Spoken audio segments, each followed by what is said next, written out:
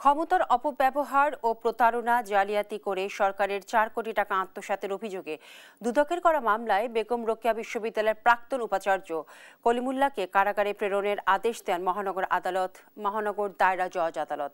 বৃহস্পতিবার রাজধানী মোহাম্মদপুর থেকে রোকেয়া বিশ্ববিদ্যালয়ের প্রাক্তন উপাচার্য কলিমুল্লাহকে গ্রেফতার করে ডিবি পুলিশ। পরে তাকে আদালতে হাজির করা হয়। বিচারক উভয় পক্ষের শুনানি শেষে সাবেক এই উপাচার্যকে কারাগারে পাঠানোর নির্দেশ দেন।